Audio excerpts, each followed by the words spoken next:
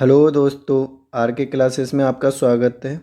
UP TET 2023 के लिए EVS subject का जो हमारा प्रैक्टिस सेट चल रहा है, आज हम उसका तीसरा प्रैक्टिस सेट करेंगे। चलिए स्टार्ट करते हैं। पहला प्रश्न है, निम्नलिखित में से कौन स्वस्थ अस्थियों के लिए आवश्यक है। इसके जो ऑप्शन है वो है ऑप्शन ए पोटेशियम एवं विटामिन के, ऑप्शन बी है कैल्शियम एवं विटामिन ई, ऑप्शन सी है कैल्शियम एवं विटामिन सी, ऑप्शन डी है कैल्शियम एवं विटामिन डी। तो इसका जो सही आंसर है वो है ऑप्शन डी, कैल्शियम एवं विटामिन डी। अगर विटामिन डी की बात करें तो इसका जो केमिकल नेम होता है वो होता है कैल्सीफेरॉल। इस विटामिन डी से जो होती हैं, विटामिन डी की कमी से हड्डियां कमज़ोर हो जाती हैं। अगर विटामिन के की बात करें तो इसका जो केमिकल नेम होता है वो होता है फाइलोक्विनोन।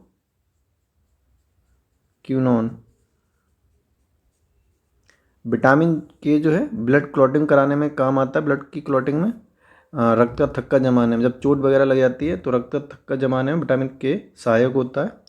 अगर विटामिन ई की बात करें तो इसका जो केमिकल नाम होता है वो होता है टोकोफेरॉल। ये जो है ब्लड में आरबीसी बनाने में काम आता है। अगर विटामिन सी की बात करें तो इसका जो केमिकल नाम होता है वो होता है एस्कॉर्बिक एसिड। जो इसकी कमी से स्कर्वी नामक रोग होता है, जिसमें मसूड़े वगैरह में सूजन आ जाती है और खून वगैरह आने लगता है, ब्लड वगैरह। तो इस क्वेश्चन का जो सही आंसर है स्वस्थ अस्थियों के लिए आवश्यक है वो है ऑप्शन डी, कैल्शियम एवं विटामिन डी। अगला प्रश्न है, प्राथमिक स्तर पर शिक्षण की खेल विधि आधारित है। ऑप्शन ए है विकास के मनोवैज्ञानिक सिद्धांत पर, ऑप्शन बी है शिक्षण के समाजशास्त्रीय सिद्धांत पर, ऑप्शन सी है शारीरिक शिक्षा कार्यक्रम के सिद्धांत पर, ऑप्शन डी है शिक्षण विधि के सिद्धांत पर। तो इसका जो सही आंसर है वो है ऑप्शन डी, शिक्षण विधि के सिद्धांत पर। जो प्राथमिक स्तर पर शिक्षण की खेल विधि आधारित है वो है ऑप्शन डी, शिक्षण विधि के सिद्धांत पर। अगला प्रश्न है, प्रश्न संख्या 3 है, निम्नलिखित में से कौन सा आग्नेय चट्टान का उदाहरण है। आग्नेय जो चट्टान है इनका जो निर्माण होता है वो मैग्मा तथा लावा के ठंडा होने से आग्नेय चट्टानों का निर्माण होता है। इन्हें प्रारंभिक चट्टानें या मूल चट्टानों के नाम से भी जाना जाता है। इनके जो उदाहरण हैं, एक बेसाल्ट, गैब्रो और ग्रेनाइट। तो इसका जो सही आंसर है वो है ऑप्शन ए, बेसाल्ट। अगला प्रश्न देखते हैं। प्रश्न संख्या 4 है, भारत की प्रथम महिला आईपीएस ऑफिसर कौन है। तो ये किरण बेदी। अगला प्रश्न है, सिख धर्म के संस्थापक कौन है। तो गुरु तेग बहादुर, गुरु गोविंद सिंह, गुरु अर्जुन देव, गुरु नानक देव। तो इसका जो सही आंसर है वो है ऑप्शन डी। इनका जो जन्म हुआ था वो हुआ था 15 अप्रैल 1469 में। कहाँ हुआ था, तलवंडी में हुआ था, जो पाक के पंजाब प्रांत का एक नगर है। और इनकी जो मृत्यु हुई थी वो हुई थी 22 सितंबर 1539 को। कहाँ पर, करतारपुर में, यहीं इनकी समाधि है। इन्होंने एक सेवा चलाई थी, लंगर सेवा, जो आज भी जारी है। इनके पिता का नाम था वो था मेहतालू और माता का नाम था तृप्ता देवी। अगला प्रश्न देखते हैं। दक्षिणी गोलार्ध का सबसे लंबा दिन किस दिन होता है। तो दक्षिणी गोलार्ध का सबसे लंबा दिन होता है वो होता है 22 दिसंबर को, ऑप्शन डी। यदि उत्तरी गोलार्ध की बात करें, इस पर उत्तरी गोलार्ध पर सबसे लंबा दिन कब होता है, वो होता है 21 जून को, उत्तरी गोलार्ध पर। अगला प्रश्न देखते हैं। 7वां है, खाद्य श्रृंखला के पांचवा समूह को कहा जाता है। ऑप्शन ए खाद्य चक्र, ऑप्शन बी श्रृंखला विक्रिया, ऑप्शन सी खाद्य जाल, ऑप्शन डी बायोमास का पिरामिड। तो क्या कहा जाता है, ये कहा जाता है खाद्य जाल, ऑप्शन सी। खाद्य श्रृंखला के पांचवा समूह को क्या कहते हैं, खाद्य जाल। अगला प्रश्न है, सत्याग्रह प्रकाश के लेखक का नाम है। तो इनके जो लेखक का नाम है स्वामी दयानंद सरस्वती। इसकी जो रचना करी थी वो करी थी 1875 में। जो सत्याग्रह प्रकाश जो है, इसका जो उद्देश्य जो था वो था आर्य समाज के सिद्धांतों का प्रचार प्रसार करना तथा ईसाई एवं मुस्लिम जो मत है उनका खंडन करना। अगला प्रश्न है, वायुमंडल में 99% भाग पर किन दो गैसों का विस्तार है। तो जो दो गैसों का जो विस्तार है 99% वो है ऑक्सीजन और नाइट्रोजन। कितना कितना है? ऑक्सीजन का है 20.98% और नाइट्रोजन का है लगभग 78.08%। और अगली ऑर्गन की बात करें तो आर्गन का है लगभग 93.93%। अगर कार्बन डाइऑक्साइड की बात करें तो जो इसका जो परसेंटेज है वो है लगभग 0.036%। इसका जो सही आंसर है 99% किन दो गैसों का विस्तार है, तो वह ऑक्सीजन और नाइट्रोजन का। अगला प्रश्न देखते हैं। पर्यावरणीय अध्ययन में शैक्षणिक भ्रमण का मूल उद्देश्य है, तो इसका जो मूल उद्देश्य है वो है छात्रों के लिए प्रत्यक्ष अनुभव, ऑप्शन बी। अगला प्रश्न देखते हैं। सतत और व्यापक मूल्यांकन क्यों आवश्यक है? तो ये आवश्यक है, और जो ऑप्शन सी जो है, निरंतर मूल्यांकन होते रहने से शिक्षार्थियों में परीक्षा का अनावश्यक भय नहीं होता। तो इसका जो सही आंसर है वो है ऑप्शन सी। सतत और व्यापक मूल्यांकन क्यों आवश्यक है? वो है ऑप्शन सी, निरंतर मूल्यांकन होते रहने से शिक्षार्थियों में परीक्षा का अनावश्यक भय नहीं होता। अगला प्रश्न है 12वां, कार्यकीय रूप से शुष्क मिट्टी की क्या विशेषता है? इसको कैसे पहचानेंगे? ऑप्शन ए है उसमें अधिक जल होना। ऑप्शन बी है पौधों को प्रकाश पर्याप्त नहीं मिलता। ऑप्शन सी है मिट्टी में लवण सांद्रता अधिक होगी। ऑप्शन डी है मिट्टी कठोर होती है। तो इसका जो सही आंसर है वो ऑप्शन सी। जो शुष्क मिट्टी की क्या विशेषता होगी? वो होगी उस मिट्टी में लवण सांद्रता अधिक होगी। ऑप्शन जो सी है वो सही आंसर है। अगला प्रश्न है 13वां, विश्व मौसम विज्ञान संगठन का मुख्यालय कहाँ है? तो ये है ऑप्शन जो बी है, जेनेवा स्विट्जरलैंड यहाँ पर है। इसका जो स्थापना हुई थी वो हुई थी 23 मार्च 1950 को। इसीलिए ही 23 मार्च को विश्व मौसम विज्ञान दिवस मनाते हैं। इसकी जो स्थापना हुई थी वो हुई थी 11 अक्टूबर 1947 की संधि के तहत।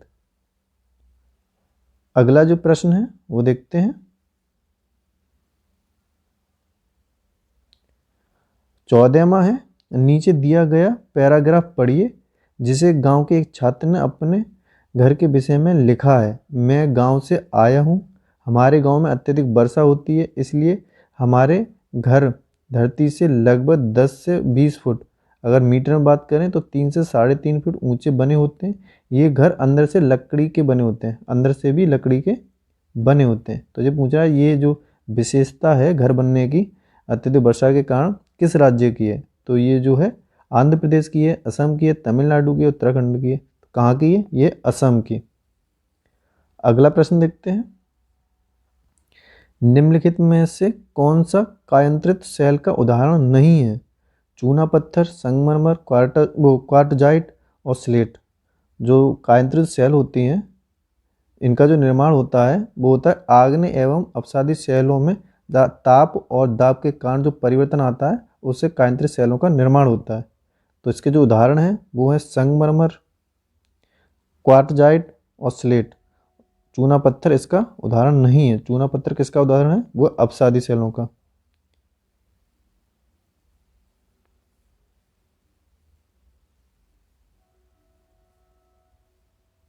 अगला प्रश्न देखते हैं।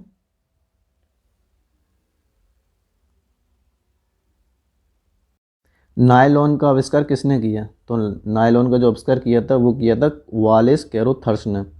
नायलॉन क्या है? नायलॉन एक कृत्रिम फाइबर है।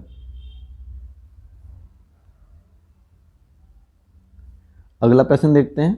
17वां है, फिरन कौन से क्षेत्र के पुरुषों और महिलाओं द्वारा ढीला ढाला चोगे की तरह पहना जाता है? तो फिरन क्या है? फिरन एक वस्त्र है जो ढीला ढाला होता है चोगे की तरह। ये कहाँ के लोग पहनते हैं? ये पहनते हैं जम्मू एंड कश्मीर के लोग।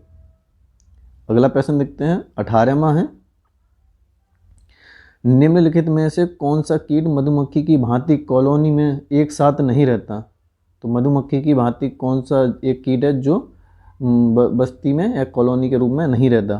तो ततैया ऑप्शन बी है, दीमक ऑप्शन सी है, चींटी, ऑप्शन डी है मकड़ी। तो जो मकड़ी है वो मधुमक्खी की भांति कॉलोनी में एक साथ नहीं रहते, ऑप्शन डी मकड़ी। अगला प्रश्न है 19वां, पर्यावरण अध्ययन में एक अच्छे दत्त कार्य का मुख्य लक्ष्य होना चाहिए। एक अच्छा दत्त कार्य का उसका जो मुख्य लक्ष्य है क्या होना चाहिए पर्यावरण अध्ययन में? तो वो होना चाहिए अधिगम विस्तार के अवसर उपलब्ध कराना।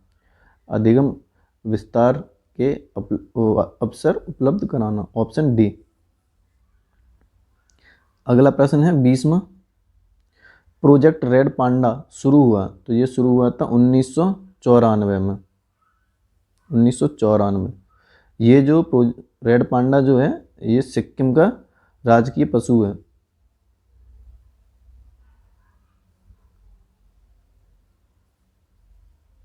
सिक्किम का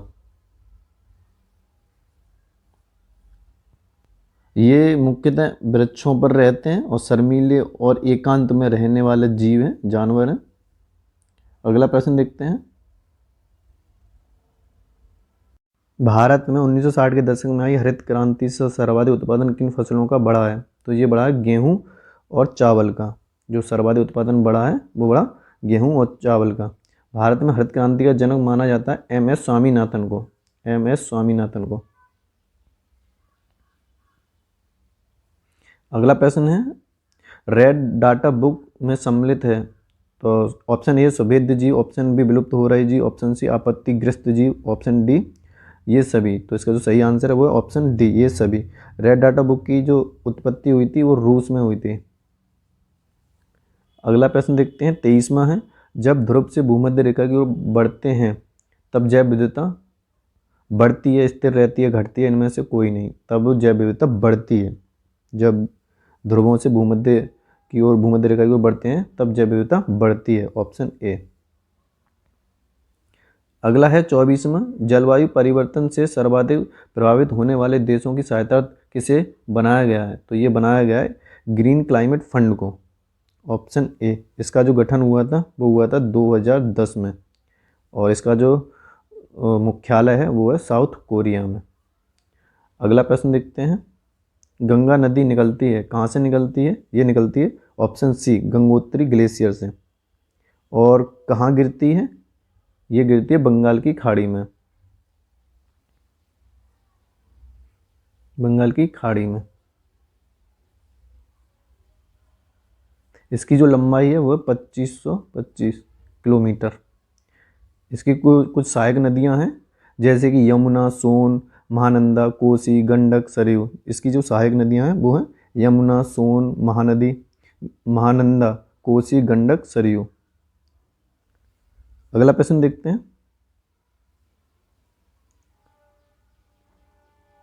निम्नलिखित में से कौन सा एक शीतोष्ण घास प्रदेश नहीं है? Option A downs, option B है प्रेयरीज, ऑप्शन सी है पंपास, ऑप्शन डी है कंपास। तो इसका जो सही आंसर है वो है ऑप्शन डी कंपास। कंपास एक उष्णकटिबंधीय घास का मैदान है और ये डाउन्स, प्रेयरीज और पंपास जो हैं वो शीतोष्ण घास के मैदान है। डाउन्स जो है ऑस्ट्रेलिया में,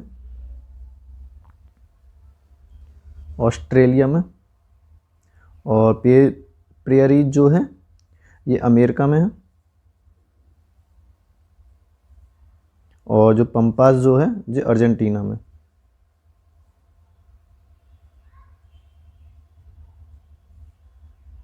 अगला प्रश्न देखते हैं, जनसंख्या के आकार के अनुसार बृहत्तम महाद्वीप है। तो जनसंख्या के आधार पर जो सबसे बड़ा महाद्वीप है वो कौन सा है? वो है एशिया महाद्वीप। इसमें लगभग 60% जनसंख्या निवास करती है। अगला प्रश्न देखते हैं, भिलाई इस्पात संयंत्र स्थित है, कहाँ पर स्थित है? तो ये जो स्थित है वो है छत्तीसगढ़ में। ये भारत का पहला इस्पात उत्पादक संयंत्र है। इसकी जो स्थापना हुई थी वो हुई थी सोवियत संघ की सहायता से 1955 में। 1955 में। अगला प्रश्न देखते हैं 29वां है, किस प्रकार का डीएनए कोशिका में सामान्य रूप से पाया जाता है? तो ये पाया जाता है बी टाइप का जो डीएनए है वो कोशिका में सामान्य रूप से पाया जाता है। अगला प्रश्न है अंतिम 30वां, जीवों के व्यवहार का अध्ययन किया जाता है, तो वो किया जाता है इथोलॉजी में। इथोलॉजी में जीवों के व्यवहार का अध्ययन किया जाता है, ऑप्शन सी इटियोलॉजी में जो होता है वो होता है रोगों के कारणों का जो वैज्ञानिक अध्ययन होता है वो इटियोलॉजी में होता है। तो इसका जो सही आंसर है वो है इथोलॉजी। तो आज हमने जो हमारी यूपी टेट 2023 के लिए टेट सीरीज प्रैक्टिस सेट जो चल रहा है उसका हमने तीसरा प्रैक्टिस सेट पढ़ा था। यदि वीडियो पसंद आई है तो वीडियो को लाइक करें, शेयर करें और चैनल को सब्सक्राइब करें।